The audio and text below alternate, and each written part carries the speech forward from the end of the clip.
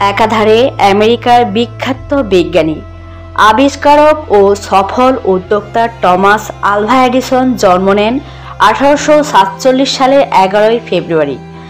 বিশ্ববিখ্যাত এই আবিষ্কারক বৈদ্যুতিক বাতি, সাউন্ড রেকর্ডিং, ভিডিওগ্রাফির মতন নানা প্রযুক্তি আবিষ্কার করেন। আসুন জেনে নেওয়া যাক টমাস আলভা এডিসনের জীবনের কিছু জানা অজানা তথ্য। নাম্বার 1, একদম ছোটবেলাতেই লাল জ্বরে আক্রান্ত হয়ে টমাসের 2 কানে ইনফেকশন হয় এবং শ্রবণ শক্তি কমে যায়। বড় হতে হতে একরকম বধির হয়ে যান তিনি। ছোটবেলায় এটার জন্য নানা সমস্যায় পড়লেও বড় হয়ে সবার কাছে আজগুবি সব গল্প বানিয়ে বলতেন। যেমন ট্রেন দুর্ঘটনায় তিনি একবার পড়ে যাচ্ছিলেন, একজন তাকে কানে ধরে তুলেছিলেন বলেই নাকি এই অবস্থা। নাম্বার 2, আধুনিক বৈদ্যুতিক বাতি, সাউন্ড রেকর্ডিং, ভিডিওগ্রাফির মতো আবিষ্কার সহ মোট 1093টি আবিষ্কারের প্যাটেন্ট রয়েছে তার নামে। নাম্বার 3, টমাস আলভা এডিসন তার দ্বিতীয় স্ত্রীকে বিয়ের প্রস্তাব দেন মর্স কোডের মাধ্যমে। নাম্বার 4, সেরা বিজ্ঞানী হল গিনিপিগ হিসেবে প্রাণীদের ব্যবহার করার দিক দিয়ে সকলেই দোষী। এডিসন যেন একটু এগিয়ে ছিলেন এদিক দিয়ে। তিনি কারেন্টের বিকল্প ব্যবস্থা ব্যবহার করলে কি ধরনের দুর্ঘটনা ঘটতে পারে তা প্রমাণ করতে বহুবার বহু প্রাণীর প্রাণ নিয়েছেন। তেমনইভাবে 1903 সালে টপসি নামের এক সার্কাস হাতিকে তড়িতাঘাত করে মৃত্যু ঘটান এই বিজ্ঞানী। নাম্বার 5, তেলাপোকার মতো হতচ্ছাড়া উড়ন্ত পতঙ্গ দেখে অনেকে নিজেই ভয়ে লাফিয়ে ওড়া শুরু করেন।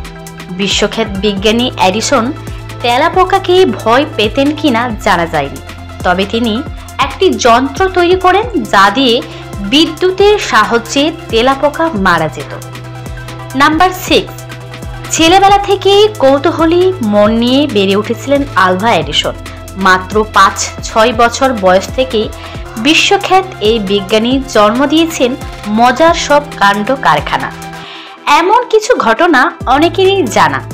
হাঁস যদি ডিম থেকে বাচ্চা ফোটাতে পারে তবে মানুষ কেন পারে না? এমন কৌতূহল নিয়েই তিনি একবার হাঁসের খাঁচায় ঢুকে বসেছিলেন চুপচাপ। হাঁস কিভাবে ডিম থেকে বাচ্চা ফোটায় সেটাই দেখছিল নিবিড়ভাবে।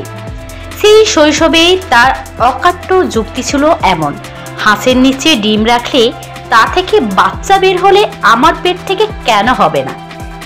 নাম্বার 7, লেখাপড়ায় অনেকটাই দুর্বল ছিলেন এডিসন। স্কুলে পড়াকালীন পরীক্ষায় একবার ফলাফল খারাপ করায় চিঠি দিয়ে তাকে বাড়ি পাঠিয়ে দিয়েছিলেন স্কুল কর্তৃপক্ষ।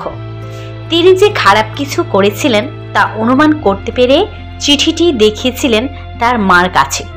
চিঠি পেয়ে মা কি জানি ভাবছিলেন সজল দৃষ্টিতে। তারপর এডিসনের সামনে উচ্চস্বরে পড়তে লাগলেন চিঠিটা। আপনার পুত্র খুব মেধাবী। এই স্কুলটি তার জন্য অনেক ছোট এবং এখানে তাকে শেখানোর মতো যথেষ্ট প্রশিক্ষণপ্রাপ্ত শিক্ষক নেই। দয়া করে আপনি নিজেই তার শিক্ষার ব্যবস্থা করুন। চিঠির কথা শুনে এডিসনের চোখ ভরে উঠেছিল অশ্রুতে।